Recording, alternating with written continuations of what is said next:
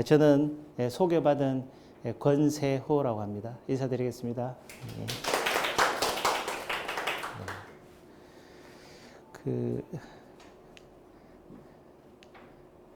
오늘 새 정부의 주요 정책 및 기대 효과, 그래서 주로 우리 기업인들이 많이 참가하시니까 이제 경제 정책 방향에 대해서 이제 좀 말씀을 드리려고 하고요. 사실은 뭐 경제 정책 방향이나 우리 새 정부의 주요 정책은 말씀드리겠지만 지금 현직에 계신 뭐 우리 경제부총리님이나 경제수석님께서 이렇게 말씀드리는 게 어떻게 보면 더 적합할 수도 있는데, 커다란 어떤 방향성에 대해서만 한번 같이 정책을 고민하고 공약을 개발하고 이제 인수위 활동을 같이 한 어떤 그런 경험들로 인해서 한번 크게 이제 방향성만 한번 같이 논의해 볼까 생각합니다. 저를 간단하게 먼저 좀 소개를 드리겠습니다. 저는 고려대학교에서 이제 경영학을 하고 석사도 하고 이제 미국 미시간 대학교에서 이제 또 MBA를 하고 고려대학교에서 기술경영학 박사를 했습니다.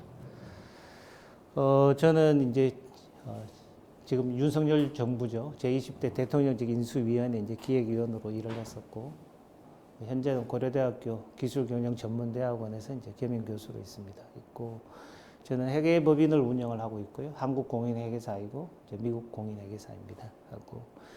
그리고 이제 정부위원회도 조금 이번에 보니까 우리 공공기관에서도 많이 오신 걸로 알고 있는데요. 기재부 이제 적극행정위원으로 지금 또 있고요. 있습니다. 그 정부위원회는 조금 제가 활동을 오랫동안 많이 했습니다. 그래서 이제 기재부 적극행정위원, 뭐 국제행사 심사위원하고 이제 복권위원이라고 여러분들이 잘 아시는 이제 로또 복권, 그게 이제 연간 한 5조 이상 나오면은 이렇게 기본적인 배분하고 나면은 또 우리가 또 뭐 양성평등이나 또 뭐 세트민이나 뭐 이런 여러 가지 다양한 분야에서 또 정부 예산을 가지고 또 한 2조 가까이 이렇게 또 배분해서 또 나눠주고 합니다. 그런 역할을 했고요. 기재부 우리 한참 요새 규제 개혁 관련 이야기가 많이 나오는데 규제심의위원, 또 우리 공공기관 계시니까 공공기관 경영평가위원으로 만나셨을 수도 있겠습니다. 그리고 연금기금 뭐 이런 평가위원들을 좀 오랫동안 많이 했었고요. 제가 또 공공기관의 사회이사 감사를 또 많이 했습니다. 그래서 아마 어쩌면 여러분들 지금 우리 참가하고 계시는 감사실하고 일을 좀 많이 한 경험이 있고요. 저는 인천공항에 이제 사회이사 감사위원장을 좀 오랫동안 했었고요. 한국재정정보원은 우리 기획재정부, 원래는 이제 중앙정부, 대한민국 중앙정부의 회계부서가 이 한국재정정보원인데, 기획재정부 안에 있다가 2016년도에 이렇게 그 정부기관으로 이렇게 분리 독립되었습니다. 그때 이제 초대 감사를 제가 좀 했었고요. 수협 중앙에는 뭐 아시다시피 산하 단위조합이 지금 94개가 있습니다. 그게 법적으로 2년에 한 번씩 이렇게 감사를 하도록 되어 있거든요. 그래서 우리 내부 통제학회 그리고 우리 그 감사 과정을 이제 좀 이제 이수하시는 걸로 제가 알고 있는데, 그래서 그 조합감사위원을 좀 제가 역임을 했고, 또 지방공기업의 뭐 사회이사도 하고, 그래서 비교적 이제 우리 중앙정부와 우리 공공기관에 대한 이렇게 경험이나 이해가 조금은 이제 있다고 생각을 합니다. 그래서 뭐 그런 측면에서 같이 한번 또 살펴보겠습니다. 제가 책이 2권 있습니다. 요 10만 달러 미래라는 책하고 별의 손 회계학이 있는데, 요걸 먼저 잠깐 말씀드리면, 이제 저는 이제 공인회계사입니다. 공인회계사이고 오랫동안 이제 회계 업계에서 오랫동안 일을 하다 보니까, 그리고 또 학생들에게 회계학을 강의하다 보니까 회계가 참 그렇게 어렵지 않은 과목인데 생각보다 이게 접근성이 어렵고 또 많이 어려워하시는 것 같아서 좀 너무너무 좀 쉽게 한번 책을 한번 써봐야겠다 생각을 해서, 이 별의 손 회계학이라는 게 우주에서 지구를 바라보면 지구가 이렇게 동그랗게 생기고 이렇게 대륙이 있고 바다가 있고 마치 그런 것처럼 이렇게 한눈에 볼 수 있어야 된다, 그런 생각을 좀 해가지고요. 6하 원칙으로 제가 설명을 해놨습니다.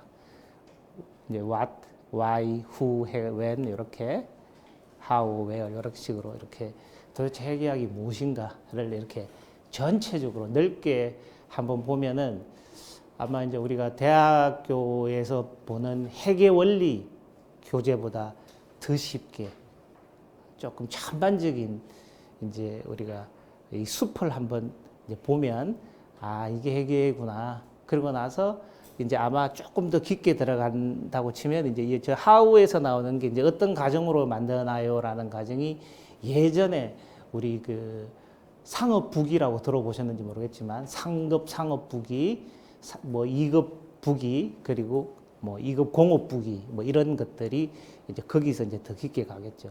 그러니까 여기서 말씀드리는 것은 전반적인 우리 회계에 대한 환경, 도대체 이게 회계가 무엇인가라는 전반적인 환경을 좀 이해를 하고 그 다음에 이 만드는 과정에 대해서 이제 그 부기 예전에 상업부기 같은 그런 것들을 이해하시면 좀 좋지 않을까.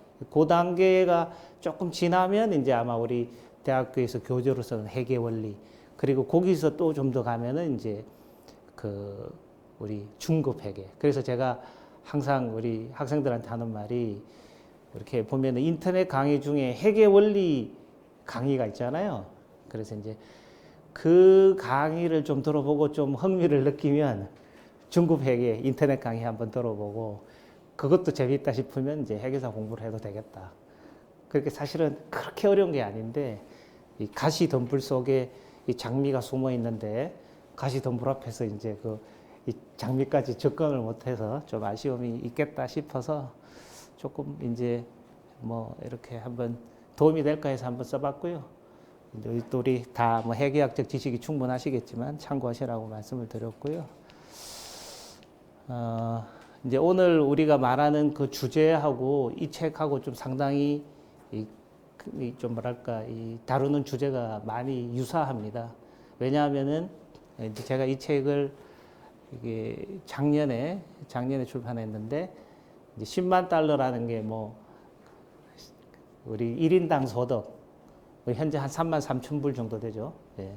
그게 이제 10만 달러 정도까지는 성장을 해야 되겠다는 것이 이제 기본적인 저의 생각이고 그러려면은 이 세상이 이제 어떻게 흘러왔고 앞으로 또 어떻게 흘러갈 것인가에 대한 이제 정확한 인식이 필요하다고 생각하고 그런 인식을 우리 현 정부에서도 동일하게 갖고 있습니다.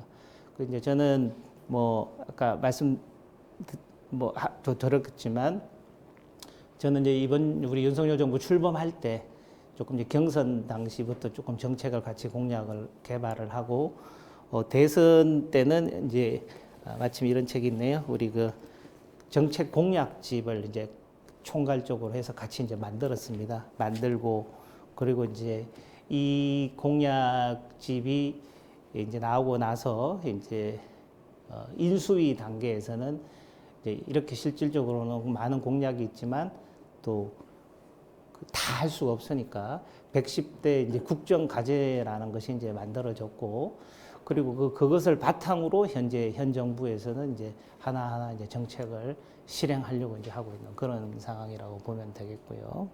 네. 그래서 여기서는 지금 언급하고 있는 것은 이제 크게 우리가 경영학적으로 보면은 우리가 이제 PEST 이제 패스트 분석이라 그래서 이제 정치, 경제, 사회, 기술 이렇게 이제 PEST 이제 분석을 보통 많이 하죠. 이게 어떻게 보면은 기업이 있고 그걸 둘러싼 산업이 있고 산업을 둘러싼 큰 거시 경제 변수들이 있잖아요. 그래서 도대체 우리가 살고 있는 이 세상이 어떻게 흘러가고 있는가를 이제 한번 이제 정확하게 인식을 해야 그 다음에 방향성을 우리가 알 수 있으니까 한번 보았고요. 뭐 크게 이제 정치적 파도는 여러분이 잘 아시겠지만 어쨌든 간에 현재는 미중 패권 경쟁 속에서 우리가 이제 북핵 위기를 어떻게 다뤄야 되나 어떤 그런 안보상의 이슈가 있는 뭐 그런 문제들이고 사회적 파도는 사실은 우리가 기업 활동을 하는 데 있어서 굉장히 중요한 의사 결정의 전제 조건이 되는 상황들이죠. 가장 중요한 게 현재 우리 기후 위기 시대. 그 인류세 시대라고 이제 표현을 하는데 이제 기후 위기 시대에 우리가 접어들어서 우리가 그것을 체감하고 있는 상황이죠. 그러니까 당연히 또 탄소 중립이라는 그 목표를 향해서 달려가고 있고 이 탄소 중립 이슈를 해결하면서 또 지금 이런 에너지 믹스 같은 것은 어떻게 할 것인가 그러면서 원전 생태계를 어떻게 할 것인가 다시 복구할 것인가 이런 이슈들이 계속 이제 맞물려 등장을 하고 있겠죠. 그 다음에 이제 우리 팬데믹, 우리 코로나로부터 이제 지난 한 2, 3년 고생을 하고 이제 벗어나고 있지만 여전히 완전히 또 해소되지는 못하고 있고 또 제가 이렇게 반복되는 팬데믹 시대라고 했습니다. 그래서 과거로 우리 인류 역사를 가지고 살펴보니까 이게 한 번 왔다가 이렇게 사라지는 일회성이 아니고 계속 반복되더라는 거예요.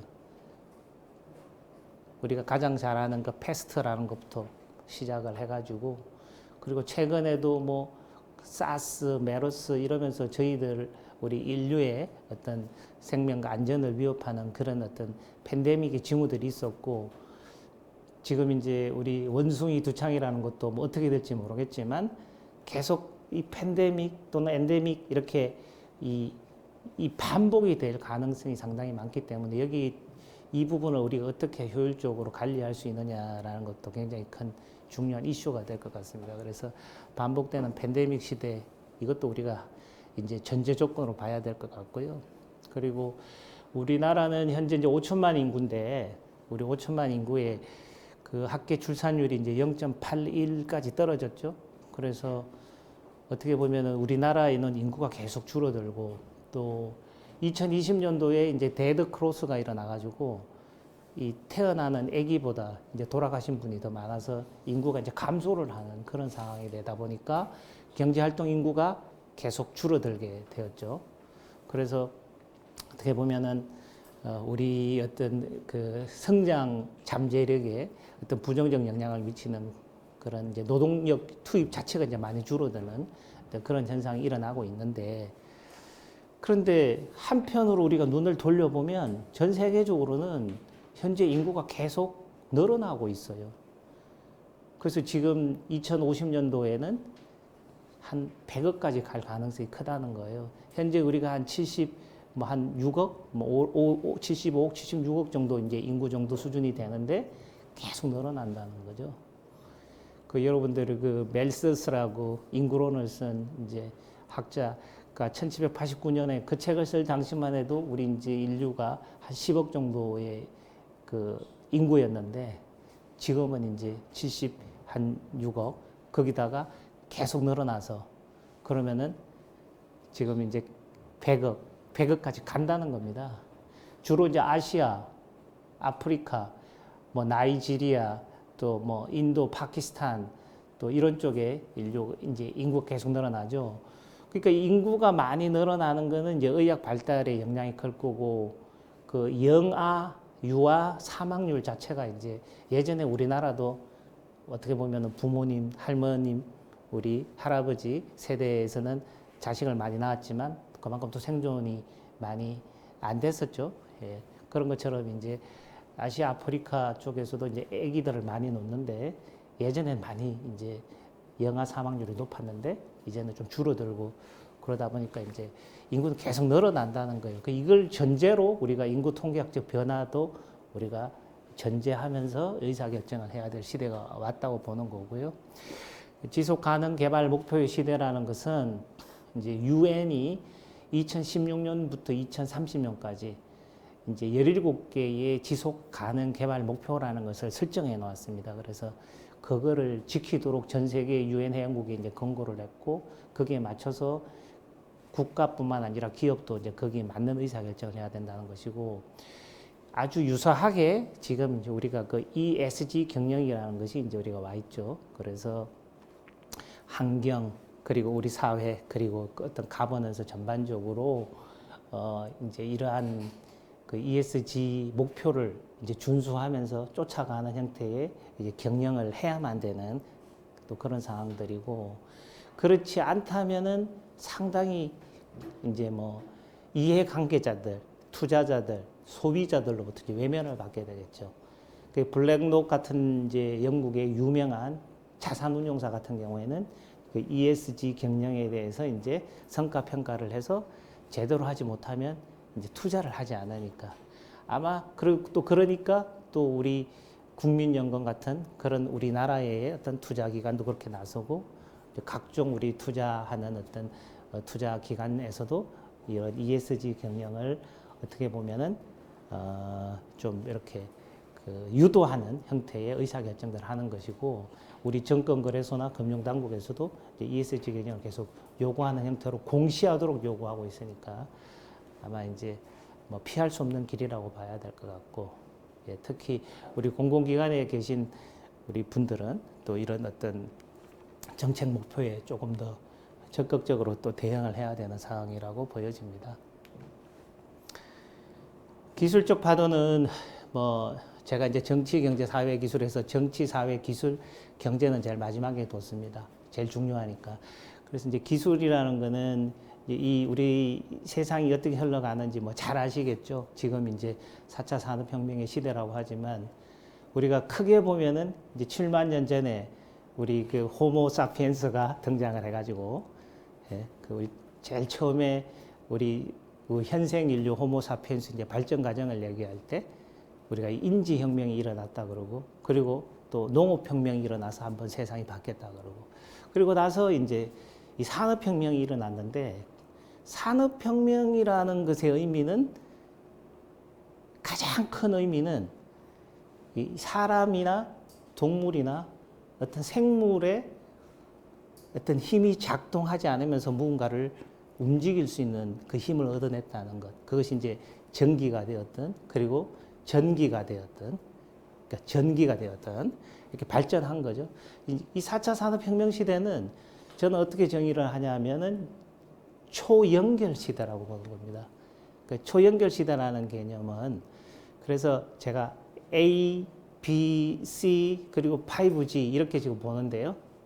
그 A라는 것은 이제 AI고, B는 빅데이터고, C는 클라우드고, 그리고 이것을 실어 나르는 그 5G 그리고 또 이제 지금 6G 기술로 이제 가는 그런 거죠. 그러면은 이제 우리가 IoT를 통해서 뭐 이런 핸드폰을 통해서 각종 센서를 통해서 그 빅데이터를 수집을 해서 이거를 클라우드에다 이렇게 자꾸 담아두면은 그 클라우드에 담긴 빅데이터를 AI가 분석을 해서 또 명령을 내리는 그리고 이 실어 나르는 이 5G 통신 기술이 중요하겠죠. 그래서 이 현재 우리 4차 산업혁명 시대를 이끌어가는 이런 생태계를 만들어가는 과정 이게 너무나 중요하고 그래서 지금 우리 그 새 정부도 이러한 인식 속에서 뭐 반도체라든지 클라우드라든지 5G 이런 어떤 기술 투자에 지금 상당히 많은 어떤 그 관심을 가지고 지금 투자를 하려고 하는 그런 상황이라고 보면 될 것 같고요. 저는 우리 인류 기술 발전의 방향을 크게 세 가지로 봅니다. 앞으로 우리가 어떻게 우리 기술이 발전할 것인가. 크게 첫 번째는 이제 그 싱귤레리티, 두 번째는 호모데우스, 세 번째는 우주 개발. 저는 이 크게 세 가지로 보고 있는데요. 그 싱귤레리티라는 것은 여러분들이 잘 아시는 그 AI의 기술이 발전을 해서 인간의 가업 능력을 이제 넘어서는 그 단계를 이제 싱귤레리티라고 그러는데 이것이 2045년에 올 거라고 하는 책이 있지만 꼭 2045년보다 지금 우리가 2022년이니까 불과 23년 남았는데요. 훨씬 빠른 속도로 어떻게 보면 우리 삶에 영향을 미칠 수도 있겠다는 생각이 좀 들고 결국은 우리 인간의 노동의 종말을 가져오는 아주 혁명적 변화가 일어날 가능성이 있다는 거죠. 계속 기술이 발전해서.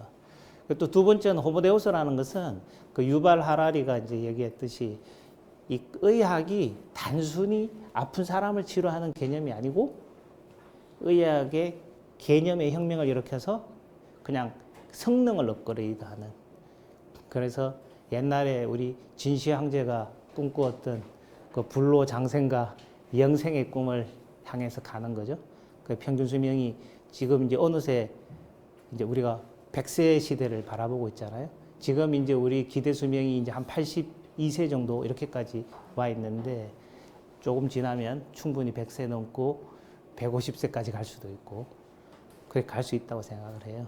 그리고 마지막으로 이제 우리 인류의 새로운 영토 이제 우주를 개척하는 거죠. 최근에 우리 누리호가 이제 또 우리 손으로 인공위성을 띄워서 7번째 이제 우주 강국이 되었고 또 이제 다누리호가 이제 달 탐사도 이제 하려고 준비하고 있고 그렇잖아요. 그죠? 그러면은 우리 사람의 입장에서 보면은 결국은 우리가 그것을 좋아하든 싫어하든 연구를 하든 안 하든 그런 문제가 아니고 우리 인류, 인간의 입장에서 본다면 결국은 더 일을 안 하게 되는 세상. 그죠? 그 AI가 로봇이 우리 사람들을 편안하게 하고 일을 하게 되는 그런 큰 흐름. 두 번째는 사람의 기대 수명이 계속 아프지 않고 오랫동안 살 수 있는 그런 흐름으로 갈 거라는 거죠. 그죠? 네.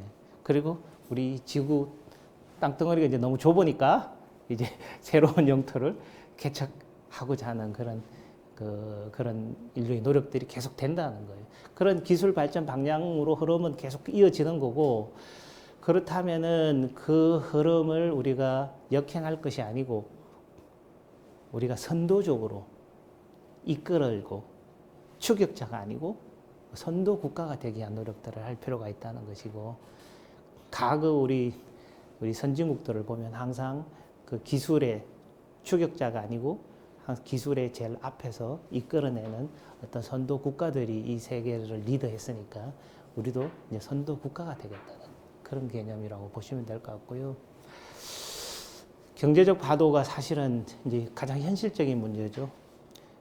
지금 우리가 매일 얘기하는 그 고물가, 인플레이션 얘기나 잠시 후에 제가 아주 구체적으로 좀 말씀을 드리기로 하고 현재 크게 이제 보면은 코로나가 터지기 전에도 이제 이 보호무역주의와 자국 우선주의는 존재했지만 이제 코로나로 인해서 각 나라가 경제가 아주 안 좋아지고 또 경기도 부양해야 되고 또 그런 어떤 상황 속에서 더더욱 이제 보호무역주의가 이제 더 강력해지는 그런 상황이 된 거죠. 그러다 보니까 이 글로벌 밸류 체인이라는 것은 우리가 이제 전통적으로 봤을 때 이제 세계화라는 것도 내걸었고 그리고 기본적인 인식이 이제 그 자유 그 시장 경제 질서 속에서 전 세계 어디서든지 간에 가장 값싸고 좋은 원재료를 우리가 소싱을 해서 부품을 만들고 그래서 이제 상품을 만드는 제품을 만드는 그런 형태의 국제 분업이라는 것이 아주 큰 기본적인 그 어떤 보면은 기본적인 우리가 그 정책이었는데 이 코로나를 통해서 이 국제 분업이라는 어떤 글로벌 공급망이 많이 훼손이 된 거잖아요. 그죠? 그 얘기는 나중에 우리 고물가 얘기할 때 다시 좀 말씀드리겠습니다만은 어쨌거나 그래서 글로벌 공급망 자체가 이제 굉장히 훼손되었고 그것이 안전하지 않다. 그러니까 개념의 변화가 생긴 거죠. 예전에는 중국을 세계의 공장이라 그래서 이제 중국에서 값싼 인건비를 통해서 많이 이제 생산을 하고 중국도 그래서 이제 자기들도 수출을 하니까 이제 그런 어떤 정책을 취해왔는데 중국도 이제 그렇게 해서는 안 된다라는 걸 자기들도 깨닫고 있죠. 왜냐하면은 중국을 생산 기지로 사용했던 어떤 정책들이 예전에는 또 인건비가 올라가니까 베트남으로 갔다가 또 이런 식으로 갔지만 이제 부품이 안전하게 조달되는 것도 그 무엇보다 중요한 의사결정 요소가 되다 보니까 이제 글로벌 공급망의 재편이 필요하다라는 인식을 갖게 되는 거죠.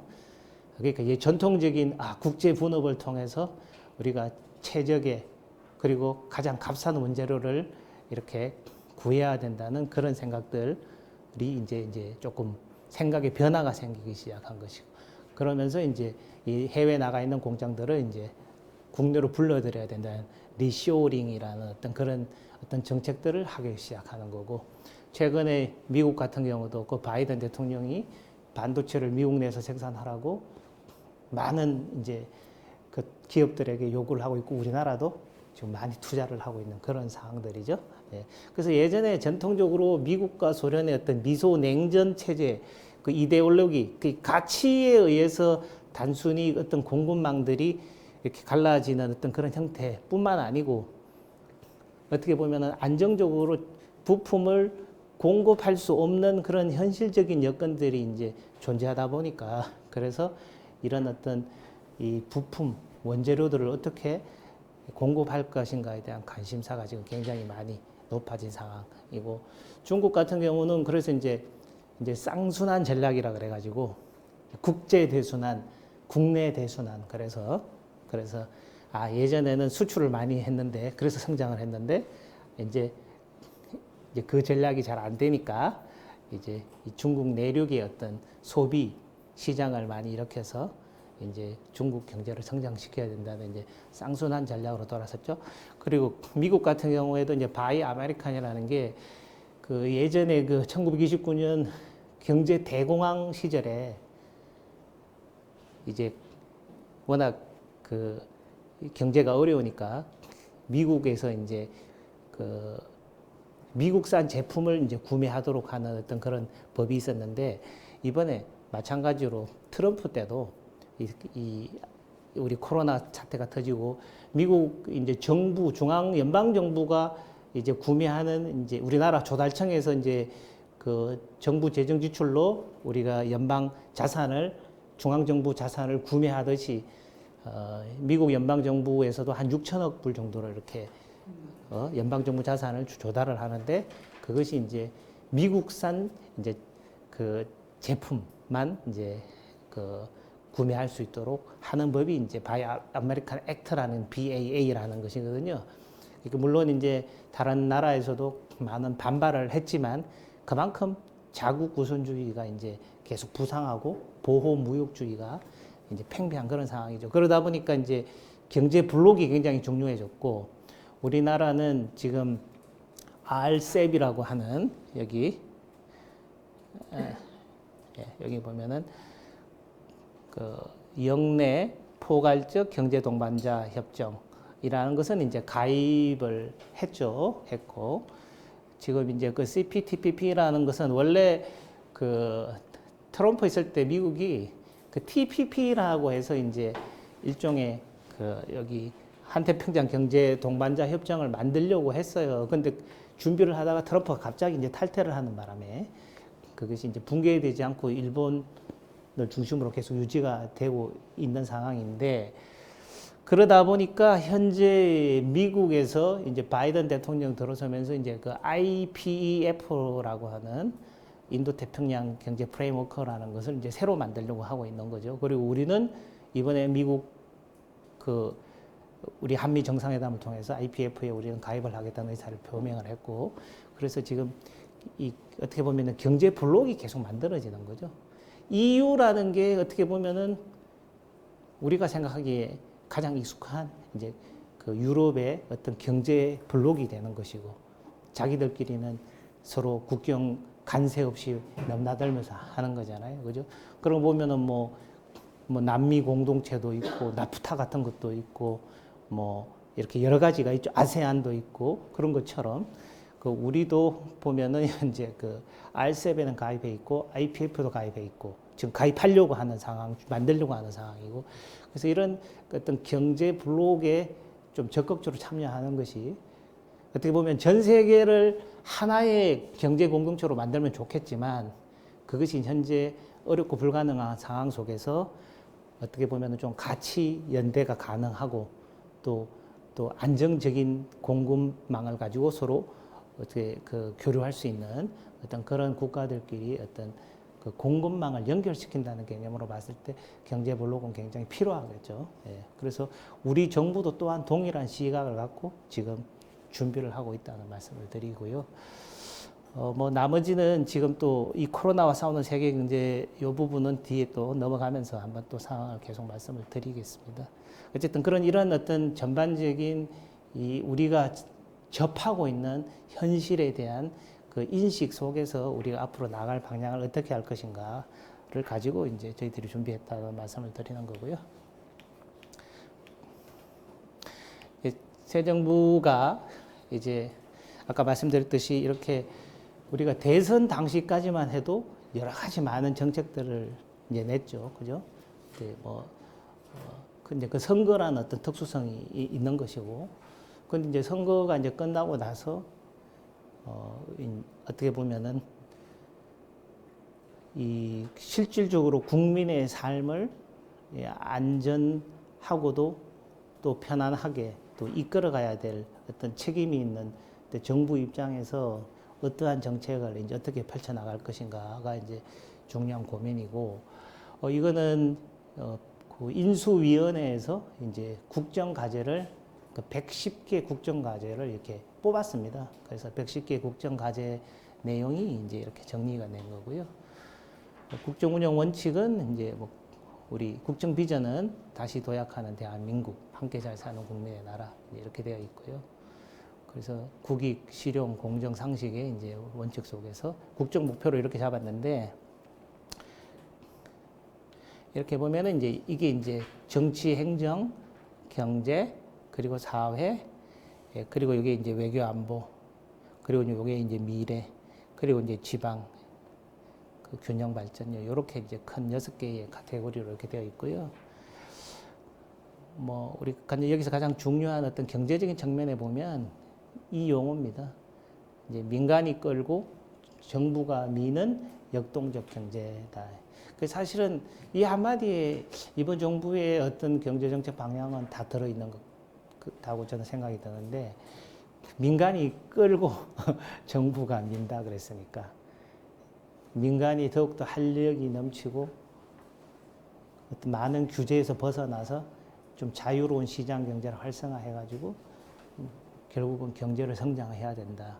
이것이 가장 중요한 어떤 개념이라고 보고요. 요 다음에 넘어가면 그 말씀을 한번 드릴게요. 그래서 이러한 어떤 뭐 언급, 여기서 보면 경제 체질도 바꾸고 핵심 전략 산업도 육성하고 중소벤처기업도 키우고 또 핵심 금융 시스템 만들고 뭐 이런 것들이 다 이제 이렇게 만들어서 또 이제 이 생산적 복지를 해서 이 국민 모두가 이제 행복한 사회를 만들겠다. 이제 이게 큰 국정운영 원칙이라고 이렇게 보시면 될 것 같아요. 자, 그러면 이 110대 국정과제 중에서도 아까 방금 말씀드린 이 민간이 끌고 정부가 미는 역동적 경제, 이 경제에 대해서 최근에 다시 이 경제팀이 그 경제정책 방향을 이제 제시를 했어요. 그래서 그거에 대해서 조금 더 말씀을 드려보면 좋을 것 같아요.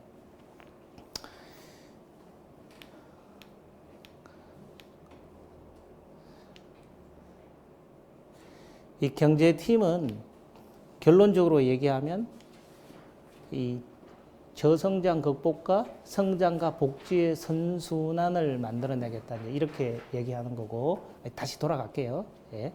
그래서 이 민간 중심 역동 경제, 체질 개선 도약 경제, 미래 대비 선도 경제, 함께 행복 경제 이렇게 하겠다, 이 방향을 제시를 한 거예요. 그리고 현재 우리가 당면에 있는 물가 안정, 주거 안정 문제를 해결하고 우리 그 외생 변수가 되는 경제 안보에 대해서 위기 관리를 하겠다. 이제 이런 큰 원칙을 해놓은 건데, 이렇게 생각한 그 원인에 대해서 이제 한번 또 살펴볼게요. 예. 근데 이 말은 우리가 꼭 한번 기억을 하고 갑시다. 저성장 극복과 성장과 복지의 선순환. 이게 가장 중요한 키워드니까요. 예. 한번 볼게요. 자, 그러면 이제 우리 경제 현재 상황을 이제 두 가지로 본 거죠. 이 누적되어 있는 현재 우리 경제 구조에 대해서 한번 살펴보고, 그 다음에 또 이제 현재 우리가 당면해 있는 문제, 대해서 한번 살펴보고 이렇게 본 것 같아요. 한번 볼게요. 우리 이 성장률이 90년도에 7%, 5%, 3%, 현재 2% 이렇게 성장률이 계속 떨어지고 있어요. 제가 대책이 10만 달러 미래인데, 그죠?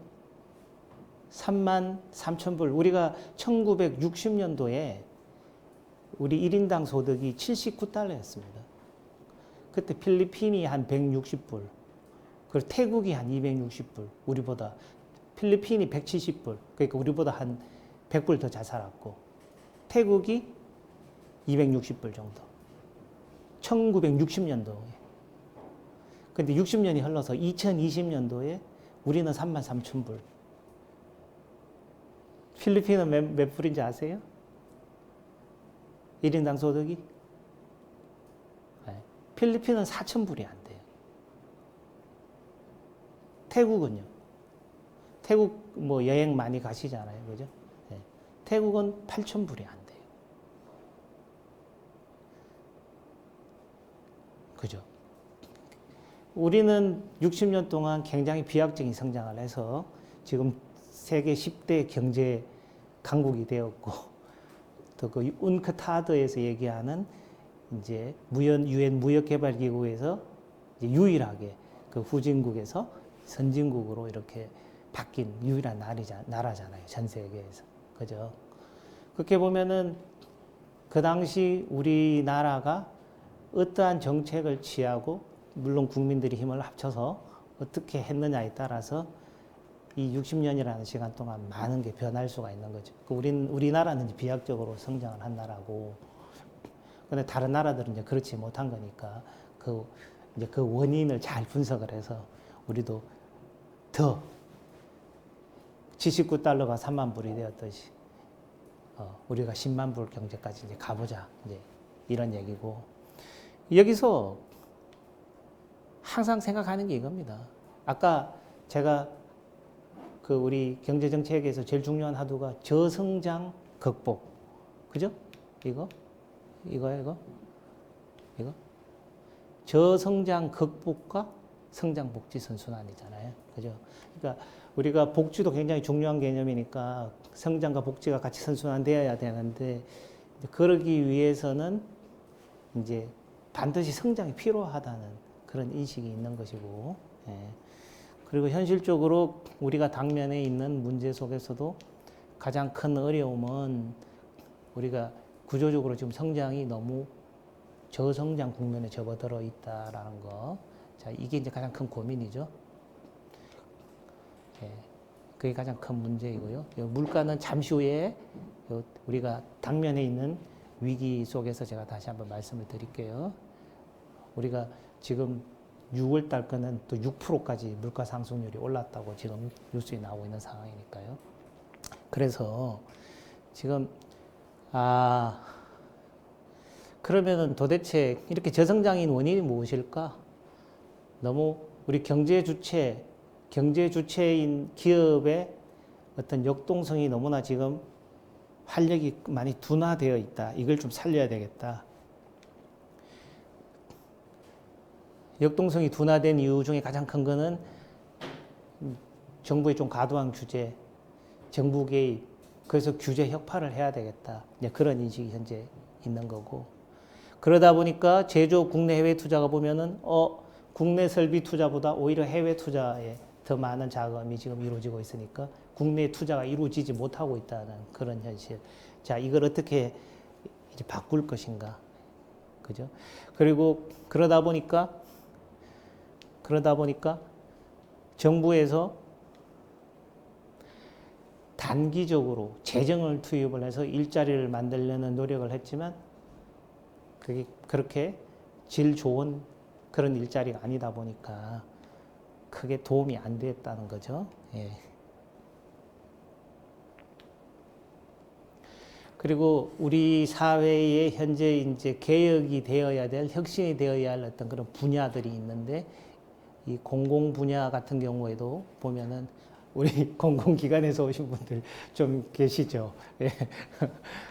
뭐 우리 개개인의 어떤 뭐 능력이나 어떤 뭐 문제는 아니겠지만 현재 우리가 처해 있는 현실을 좀 바라보면은 어쨌든 전반적으로 이 현재 우리가 그 부채가 천조국이 되었잖아요. 우리가 흔히 아는 천조국은 이제 미국의 국방 예산이 천조가 넘어서 이제 천조국 하면 미국이 떠오르는데 우리는 국가 부채가 이제 천조에 육박 넘었죠. 예, 천조가 되는 나라가 되었고 이게 GDP 대비 우리 이제 그 49.7%니까 50%에 이르는 국가 채무가 이제 너무 급격하게 증가했다. 물론 코로나라는 어떤 특수한 상황도 있었지만, 예, 그래서 이제 국가 채무가 너무 많이 증가했다라는 것.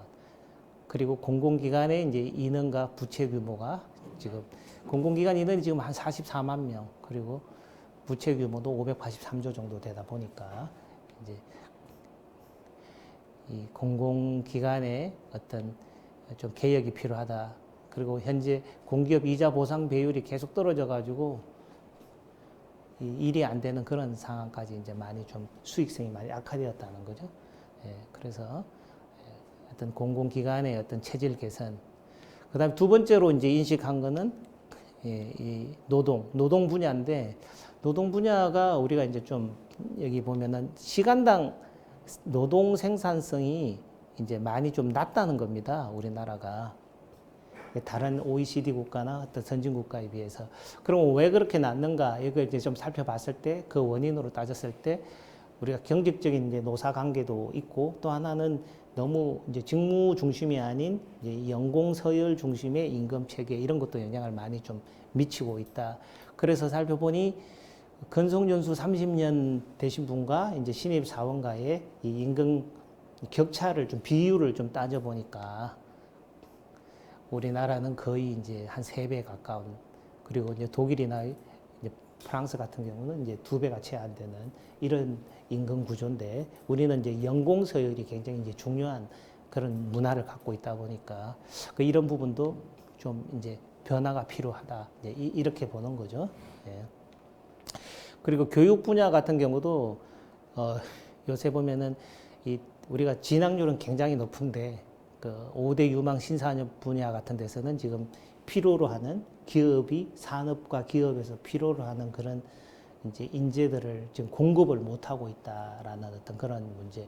그래서 지금 요새 반도체 정원 늘리는 문제 때문에 그 이제 그 대통령께서도 이제 교육부에 또 그런 문제 개선을 또 지시를 하셨고 또 이제 정원을 이제 조정하기 위한 그런 이제 노력들을 하고 있는 걸로 보여집니다.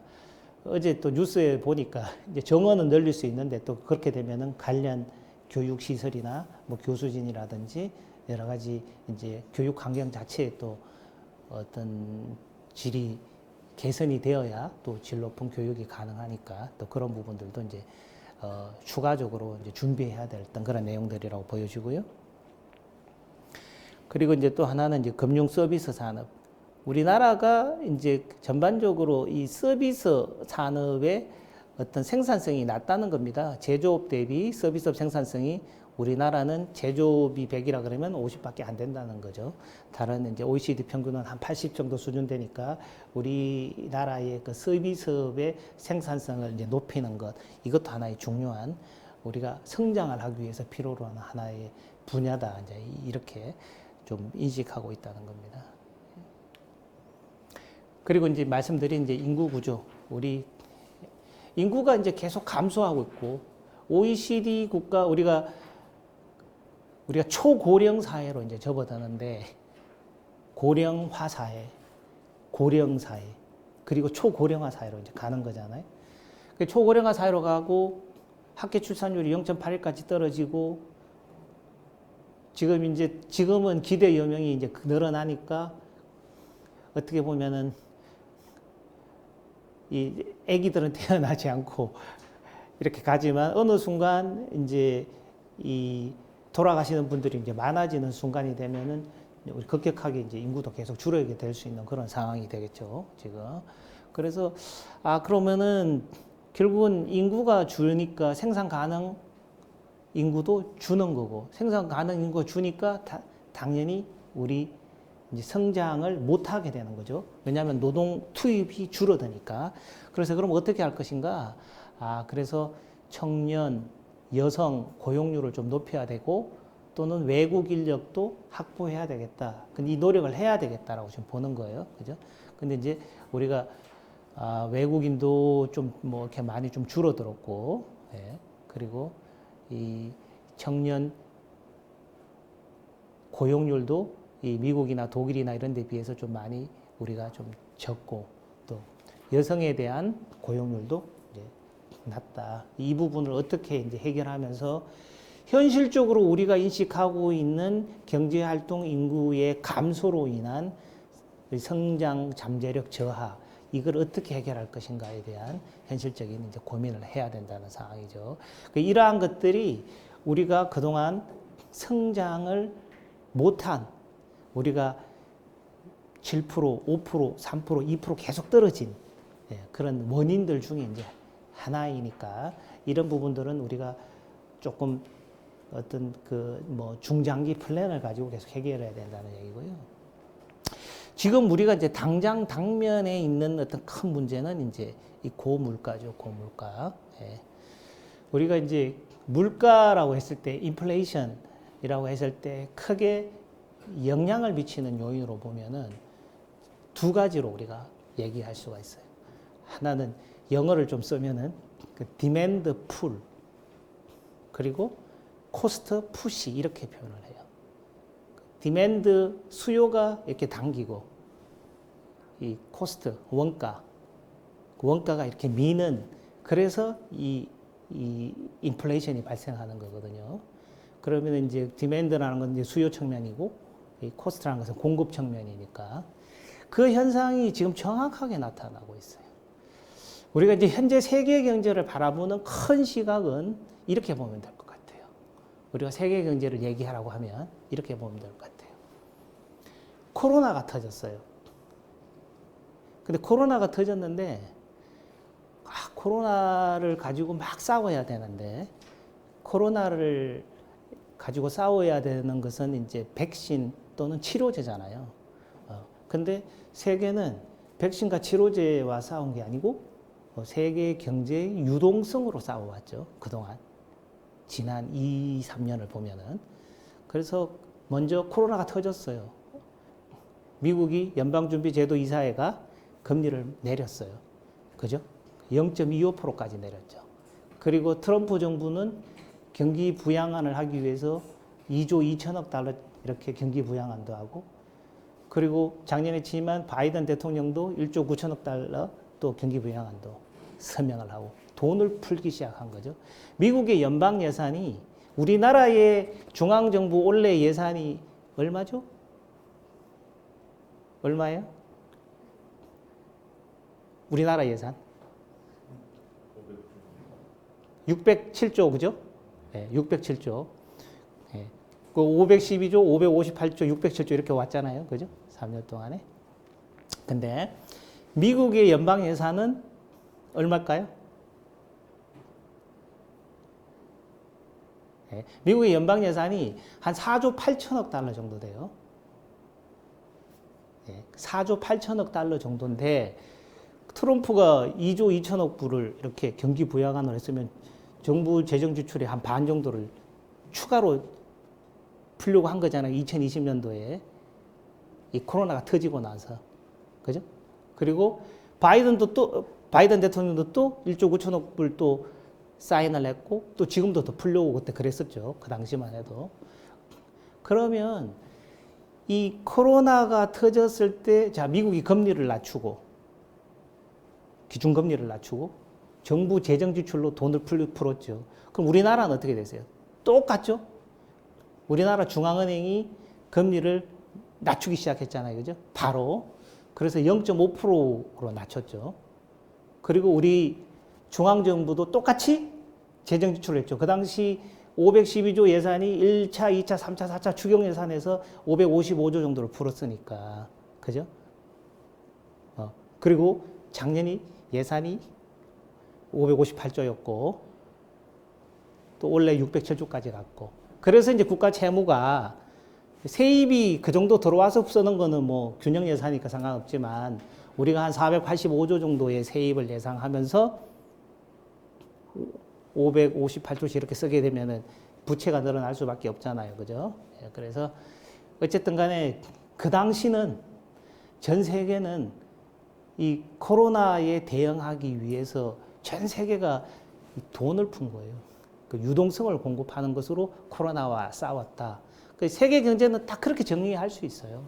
자, 그런데 그 제롬 파월이 미국 연방준비제도 이사회 의장이잖아요.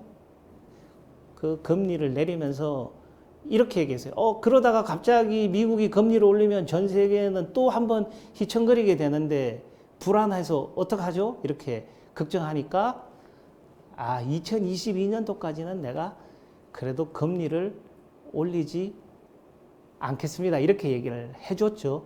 그 당시만 해도 2021년도 초에 금리를 확 낮추면서 0.25까지 낮추면서 그만큼 미국의 기준금리라는 것은 전 세계 경제에 영향을 미치기 때문에 중요하지만 이 코로나라는 어떤 뭐 전대미문의 사태에 대응하기 위해서 낮출 수밖에 없었고 또 따라서 모든 경제 모든 뭐 주요 국가에서도 또 그렇게 낮출 수밖에 없었고 유동성을 공급할 수밖에 없었죠. 자, 그러니까 돈이 풀렸어요. 돈이 풀리니까 어떻게 돼요? 이제 자산 가격이 올라가기 시작했죠. 주가 지수가 이제 3천을 돌파하게 되고 부동산 가격도 오르고 일단 은행에서 돈을 빌렸든 아니면 자기 돈이든 불문하고 나한테 돈이 생겼으니까 일단 이게 투자를 하기 시작한 거예요. 그죠? 주식을 사고 부동산도 사고 막 올라간 거예요. 이제 그래서 이 코로나를 이겨내기 극복하기 위해서 유동성이 공급되었고 그 유동성 공급으로 인해서 자산 가격이 이제 인상 또는 폭등되는 그 과정을 통해서 물가 상승의 압력은 존재할 수밖에 없었고 필연적이었던 거죠. 어떻게 보면은 이제 우리가 아까 말한 그 경제학적으로 보면 디맨드 풀, 디맨드가 땡긴 그런 효과가 이미 존재를 한 거예요. 그죠?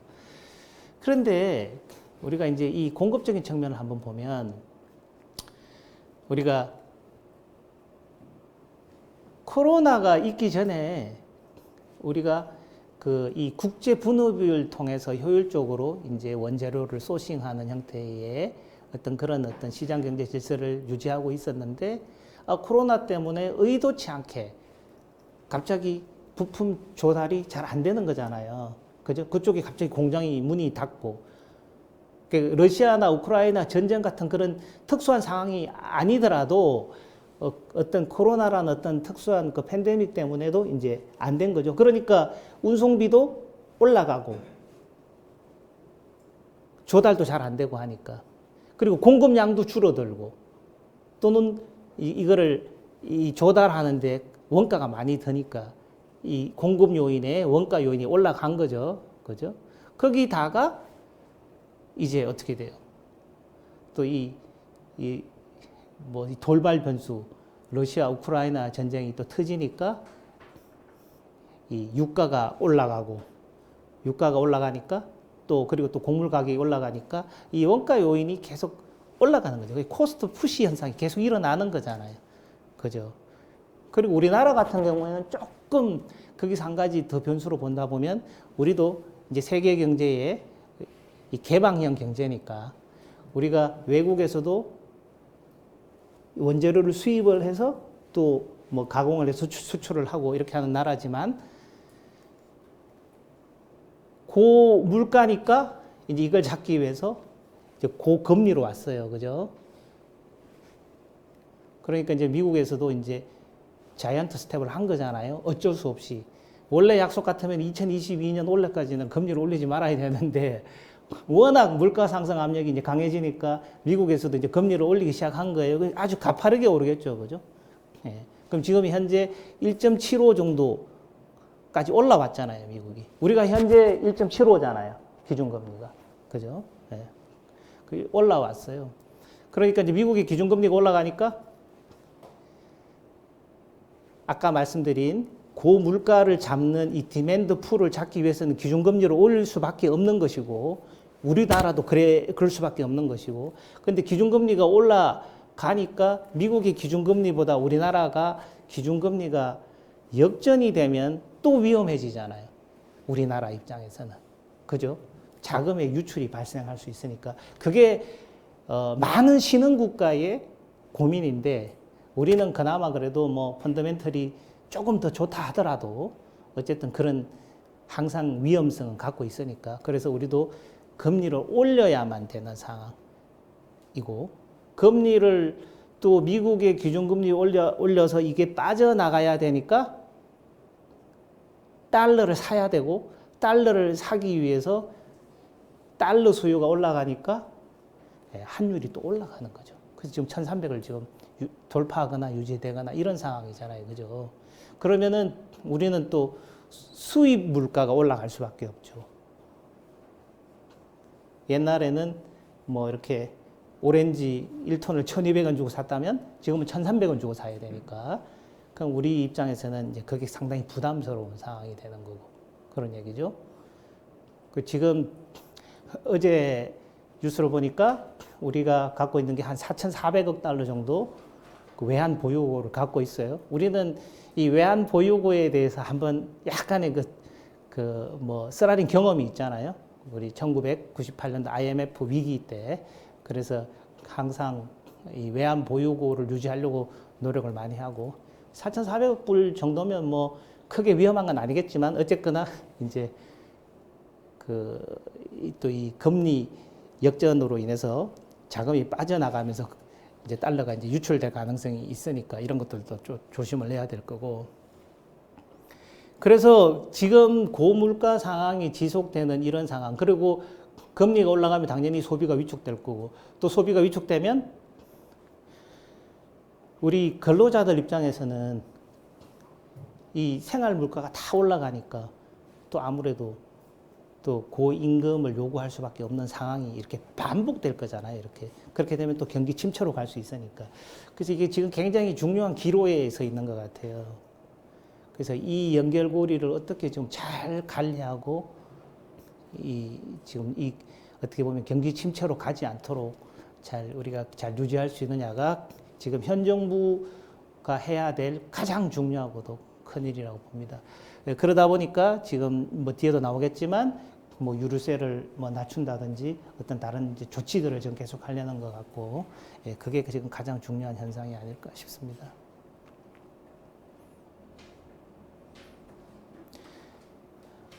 여기 보면 뭐 원자재 가격이 계속 올라가고 물가 상승률이 이제 6%까지 올라갔고, 뭐 그런 상황들이라고 이제 보여지네요. 그렇습니다. 어쨌든 그래서 이러한 어떤 인식을 해결하기 위해서 이제 현 정부가 경제 정책을 지금 준비하고 있는 상황이다 이렇게 보시면 되고요. 그래서 아까 말씀드린 대로 이 민간 중심의 역동 경제, 그리고 이런 공공연금, 노동, 교육, 금융 서비스 쪽에서 체질을 개선하는 도약 경제, 그리고 이 인구 구조와 탄소 중립, 이 기후 위기를 대응해서, 그리고 과학기술과 첨단 전략 산업을 해서 미래 대비를 하겠다, 선도 경제를 이끌겠다. 그리고 그렇게 돼서 우리 복지 시스템과 사회 안전망을 강화해서 함께 가는 행복 경제를 하겠다. 이게 이제 큰 방향이라고 보시면 되겠네요. 뭐 나머지는 제가 조금 빨리 말씀을 드릴게요. 그래서 이제 우리 규제혁신 전략회의라는 것을 이제 대통령이 직접 주재해서 이제 관리하겠다고 그랬고, 경제 쪽에서는 경제규제혁신 TF를 만들어서 경제부총리가 직접 이제 관리하겠다고 그러셨고, 그 다음에 규제는 이제 한 개가 생기면 두 개를 내보내야겠다. 그리고 규제 일몰제, 그리고 법령 재개정할 때도 이제 국회의원들이 이제 법령을 만드니까 그때도 이제 국회 내에서 규제 영향 분석을 좀 해가지고 좀 충분히 법령을 개정할 때는 좀 그것을 검토를 해서 내실화 해주기를 요청을 하는 거고요. 그 다음에 이제 중앙정부 권한도 이제 지방 이전 가능한 거는 좀 넘기고, 그 다음에 덩어리 규제도 발굴해서 원샷 해결하고, 그 다음에 뭐 갈등 해결, 교제 샌드박스도 만들고 뭐 이렇게 하겠다는 거고요. 그 다음에 이제 입지 규제 그리고 기업 규모에 따른 차별 규제. 그 피터팬 신드롬이라고 말씀 들어보셨나요? 우리 이제 중소기업에서 중견기업 또는 대기업으로 넘어가지 않으려는 인위적인 노력을 하는 거죠. 왜냐하면은 중견기업이 되면 중소기업의 혜택을 못 받으니까. 어떤 그런 어떤 규모가 커지는 거, 피터팬이 어른이 되지 않으려고 하는 그런 피터팬 신드롬을 이제 없애야겠다. 그래서 이제 그런 차별 규제를 없애겠다. 그런 얘기고, 그 다음에 경제력 집중 규제, 도시용도지역 뭐 개선을 하겠다. 뭐 이런 규제 여파. 그 다음에 지금 보면은 결국은 이제 기업이 우리 경제의 가장 중요한 주체니까요. 경제를 살리기 위해서 법인세를 우리가 현재 어떻게 되나요? 2%, 20%, 22%, 25% 이렇게 돼 있잖아요. 그죠? 2억, 200억, 3천억 이렇게 돼 있나요? 예. 그렇죠? 예. 그래서 네 구간을 이제 25%로 이제 낮추겠다 이렇게 되는 거고 2월 결손금도 공제 한도를 뭐 중소기업 같은 경우는 100% 되지만 일반 기업 같은 경우에 이제 60%까지 공제 한도 60%된 거를 이제 80% 이제 올려야겠다는 얘기고, 예. 이게 이제 배당 소득 과세는 우리가 해외에 투자하실 때 해외 자회사로부터 배당금 받는 거 있잖아요. 예. 이거는 이제 입금 아예 불산입시키겠다는 거예요. 예. 그쪽에서 한번 세금 냈으니까 예. 그렇게 하겠다는 거고, 그 다음에 이제 우리 중소기업 같은 경우에 이제 가업 설계가 굉장히 큰 관심사니까 가업 상속 공제 대상 기업을 매출액 기준으로 이제 4천억 이하인데 이제 1조 이하의 기업들에게는 적용할 수 있도록 그리고 사후 관리 기간도 이제 7년이 아니고 5년으로 이렇게 하겠다 이런 얘기죠. 납부유예 제도도 하겠다 이런 얘기고요. 그 다음에 이제 우리가 경영진들 보면은 중대재해처벌법 여기 관심이 많잖아요 지금. 그래서 이제 중대재해처벌법에 어떤 경영 책임자의 의무도 이제 좀 명확하고 공정거래법상의 부당 지원이나 사익 편취 이런 부분도 좀 행위를 명확하겠다 이런 얘기죠. 예. 그리고 이제 뭐 이 반도체 OLED 같은 국가 전략 기술에 대해서는 이제 세제 지원도 좀 확대하겠다. 그리고 고용 세제에 대해서도 확대하겠다 이런 얘기고요. 그 다음에 또 하나의 이제 우리 여기 경제의 축인 이제 중소기업 그리고 벤처기업에 대해서도 이제 좀 자생력을 가지도록 혁신 창업을 할 수 있도록 창업 중심 대학을 확대하고 그리고 이제 스케일업 할 수 있도록 지원을 확대하는데 이제 스톡 옵션에 대해서도 비과세 한도가 이제 현재 5천만 원인데 요거요. 스톡 옵션 행사 이익에 대해서 비과세 한도를 이제 2억 원까지는 해서 이제 스톡 옵션 참여를 많이 해서 적극적으로 창업을 많이 하는 것을 독려하는 거죠. 그리고 이제 복수월계권 도입해서 글로벌 유니콘을 만들도록 이제 많이 이제 지원하겠다. 이제 이런 내용이고요. 그리고 뭐 이제 공정한 시장 질서를 확립하고 납품 단가 연동제 도입 방안에 대해서는 이제 조금 검토를 해서 이제 상생할 수 있도록 그렇게 하고 이제 플랫폼 경제에 대해서도 이 공정한 거래 질서를 확립하도록 하겠다. 이런 것들이죠.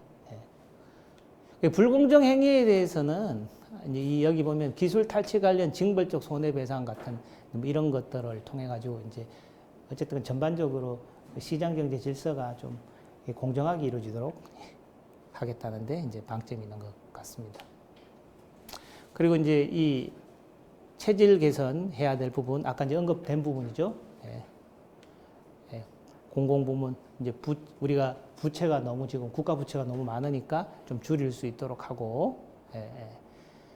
그리고 이 현재 보면 교육 파트에서 보면은요 우리 학령 인구가 감소해서 이 교육감이 이제 의사결정하는 그 지방 교육 재정 교부금이 현재 조금 뭐 어떻게 보면은 여유가 있는 상황이거든요. 근데 이제 대학은 또 이제 재원이 부족하고 하니까 그래서 그거를 좀 이제 변화를 이제 해야 된다라는 그동안 요구가 많이 있었거든요. 그래서 교육재정교부금을 조금 변화를 줘서 이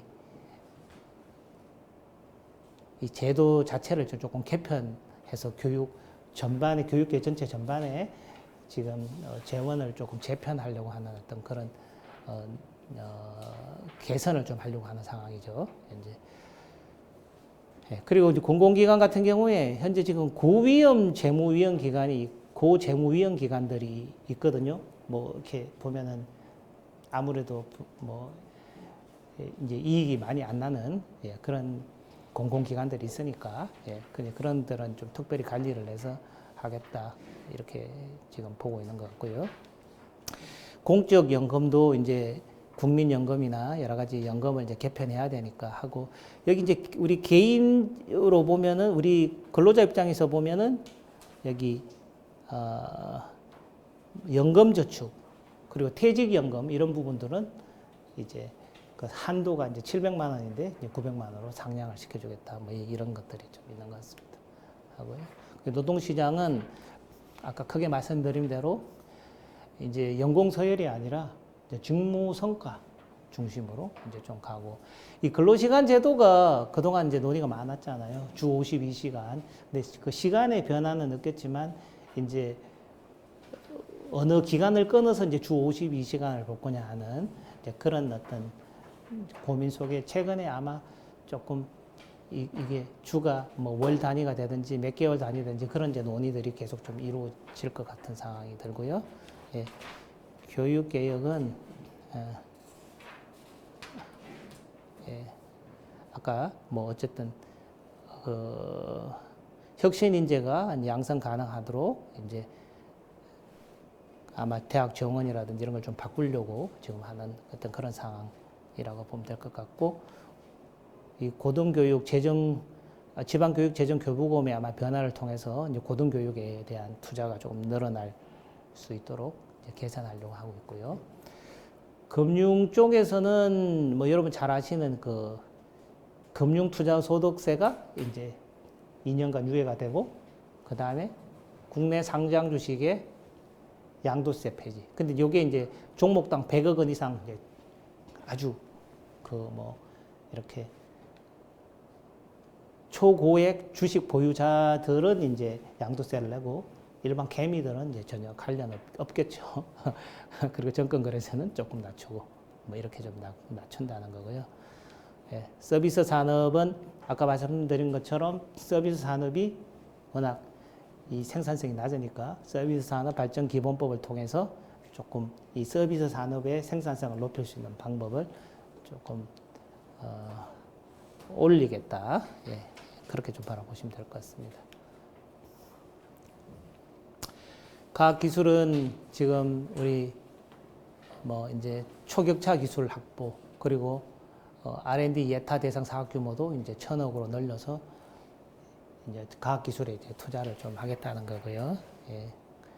그리고 기술 사업화도 좀 촉진하고 초격차 스타트업 1,000개 만들고 그리고 스케일업 투자 펀드 또 CVC와 연계해서 기술 사업화를 할 거고 그 다음에 5G, 6G 미래차 같은 뭐 표준 특허를 국제적으로 확보하기 위해서 이제 지원하겠다 이렇게 보면 될 것 같습니다. 그래서 첨단 전략 산업을 이제 육성을 하고 하겠다 뭐 이런 내용들인 것 같고요. 예.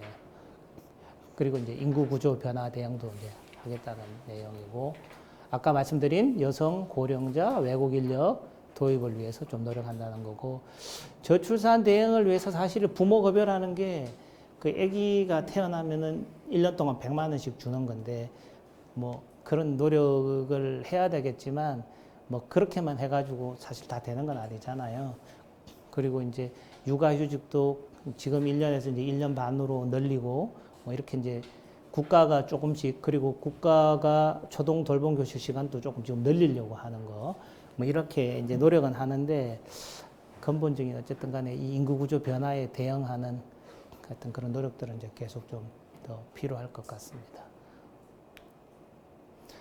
그리고 잘 아시는 이제 탄소 중립 기후 위기 대응. 지금 이제 국가 이 온실가스 감축 목표라는 게 우리가 이제 그 NDC라 그래서 이제 Nationally determined contribution, 그래서 국가 스스로 어느 정도의 탄소 중립을 위해서 기후위기 대응을 위해서 탄소를 어느 정도 저감하겠다라는 것을 이제 계속 보고를 하고 그거를 이행하는 프로세스인데 이제 그것을 이제 조금 더 현실적으로 하고 또 그러다 보니까 이 탄소 중립 프로세스를 실현하기 위해서 그러면서 동시에 우리가 지금 이 생활하고 있는 각종 전기 이 문제를 해결하기 위해서 이제 에너지 믹스가 필요한 거죠. 여기 보니까 우리 서부 발전에서도 좀 오셔 있는 것 같은데 그러다 보니까 지금 기존의 어떤 에너지 믹스의 변화를 주지 않고서는 대단히 지키기 어렵다는 얘기고 그래서 이제 또 계속 전기 요금이 올라가는 어떤 그런 상황이고 그래서 지금 이제 원전 생태계를 좀 회복하고 원전을 통해서 그 에너지 믹스가 현재 한 27% 수준을 이제 30%까지 올리겠다라는 어떤 그런 정책으로 섰고 그 중단되었던 원전 한울 3, 4호기도 이제 다시 건설을 재개하기로 했고 그래서 전반적인 에너지 믹스의 변화를 좀 주겠다는 정책을 좀 취하는 거죠. 근데 이거는 저는 이렇게 생각을 해요. 이게 우리가 이 기후 위기라는 기본적인 전제 조건 이 대응을 하기 위해서는 반드시 탄소 중립 사회로 가야만 되는 거고 탄소 중립 사회로 가기 위해서는 현재 우리가 생활하고 있는 이 시스템을 유지하면서 가기 위해서는 이 뭔가 에너지원의 변화가 있어야 된다고 저는 보는 거죠.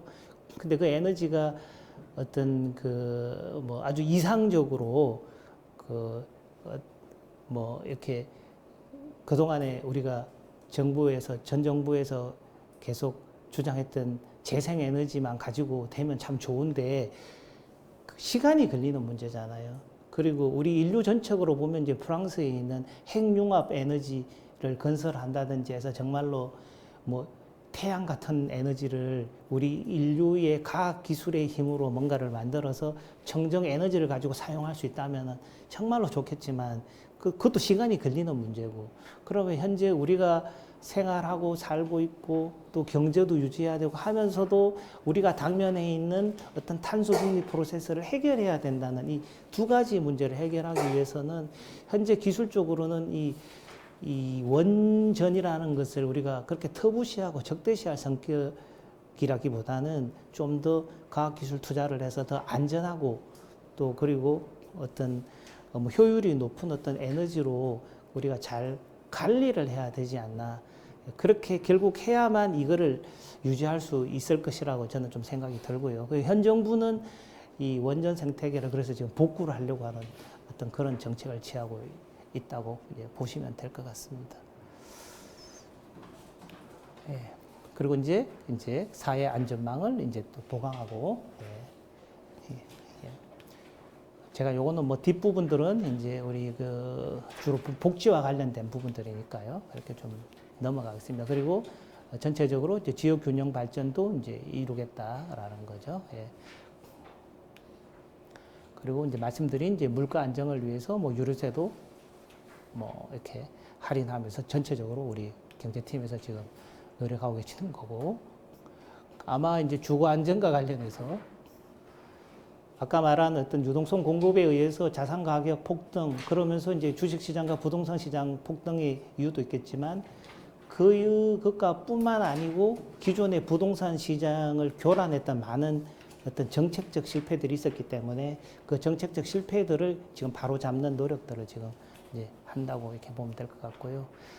우리 대통령실에 보면은 그 국가안보실이 있죠. 비서실이 있고 국가안보실이 있잖아요. 그 국가안보실에 보면은 경제안보 비서관이 있습니다. 그래서 경제안보라는 것도 굉장히 중요한 한 축으로 이제 인식을 하고 있고, 경제안보를 통해서 우리가 이제 안정적인 공급망도 유지하고 또 이 경제 시스템을 유지할 수 있도록 그렇게 지금 이제 관리를 해야 된다는 그 리스크 관리 측면에서 경제 안보를 굉장히 중시하는 정책을 지금 취하고 있다 이렇게 보면 될 것 같습니다.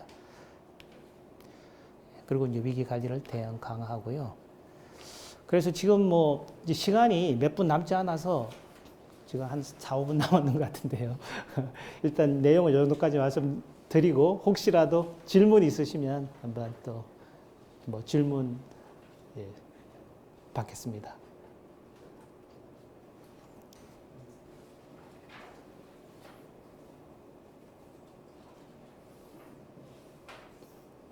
너무 강의가 완벽해서 질문이 없나요? 그래요? 네. 예. 알겠습니다. 그러면 이제 일단 우리 그 오늘 제가 뭐 이게 방향이니까요.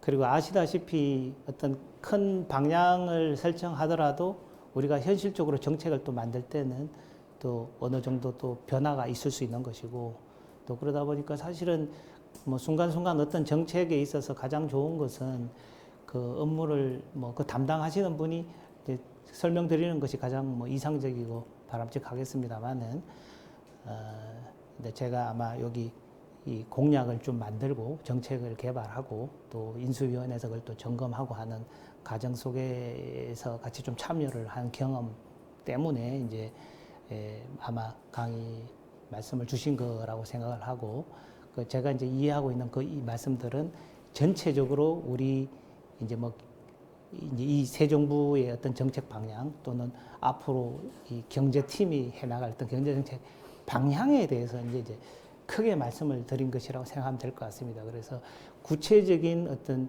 정책들 하나하나는 아마 또 그런 큰 정책 방향 틀 속에서 또 이루어지는 거니까 앞으로 이제 여러분들이 뭐 기업에서의 또 의사결정이라든지 또는 또 우리 그 개인으로서 또 소비자로서 또 여러 가지 앞으로 그 생활하실 때 이제 또 그런 큰 방향들을 이해하시고 의사결정을 하시면 될 것 같습니다.